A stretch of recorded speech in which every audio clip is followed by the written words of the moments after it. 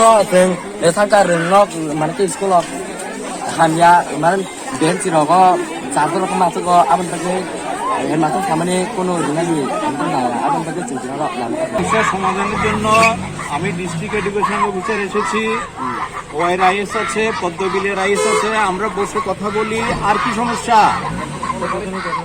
আর কি রাস্তার কথা বলবো নাকি রাস্তার করতাম না তাহলে প্রথমে আমি কথা বলি কিটা ওই আমরা সমস্যাটা সমস্যা সমাধানের জন্য এসেছি তো চলো খানাগাড়ি যে কোনো সময় লামা কাজ হতানো পক সালাইনি বাগৈ নিমনো উদ্র খায়াকে বাকি নেই বা পক সালাইনা বা নর নাখাই তো বডিটা নর তাবো বড় লামা খোলাই রুই পক সালাই দিতা 11 এবং 12 ছাত্র সংখ্যা বেশি হওয়ার কারণে তাদের বসার অসুবিধা হয়, অ্যাকোমোডেশনের অসুবিধা হয়।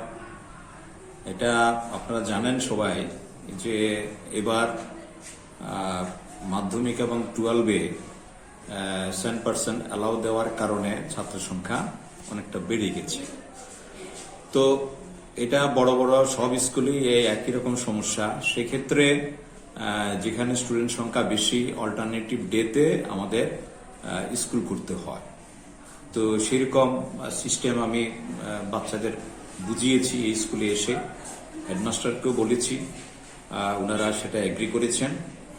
তাহলে অল্টারনেটিভ ডেতে স্টুডেন্ট যদি আসে তাহলে আমার বেঞ্চের সমস্যা অনেকটা কমে গেল, আর ছাত্র সংখ্যা বেশি একসাথে হওয়ার কারণে যে আরো অন্যান্য সমস্যা দেখা দেয় সেগুলোও নিরসন হবে।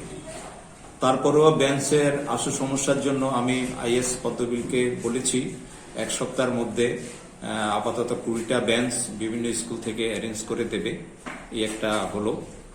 আর বাচ্চারা টয়লেটের ব্যাপারে কিছু অভিযোগ করেছে, সেটা আমি নিজে চোখে গিয়ে দেখলাম।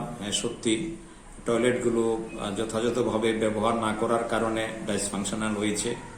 আমি তাৎক্ষণিক 10,000 টাকা ওদেরকে এই স্কুলের জন্য বরাদ্দ করলাম। কালকে আমি এই স্কুলে এসে টাকাটা অ্যাভেলেবেল করাবো।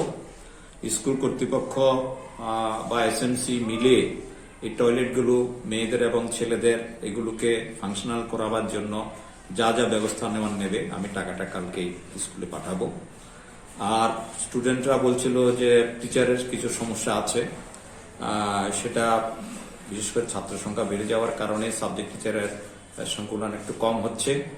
সেক্ষেত্রে আমি ওদেরকে কথা দিয়েছি আগামী 1 সপ্তাহের মধ্যে আমি 2 জন সাবজেক্ট টিচার এই স্কুলে দেবার আমি ব্যবস্থা করব। তো আর অন্যান্য যে সমস্যা আছে রিপেয়ারিং এর আমি বলেছি আমি ইঞ্জিনিয়ার পাঠাবো, ইঞ্জিনিয়ার পাঠালে ইঞ্জিনিয়ার এইগুলো এস্টিমেট করে দেওয়ার পরে আমরা ডিপার্টমেন্টে পাঠাবো, সেভাবে আমরা ব্যবস্থা নেব। এবং ছাত্ররা লাস্টলি মেনেছে এবং তো আপনারা দেখছেন হয়তো রাস্তার উপরটা উড্র হয়ে যাচ্ছে, এটাই।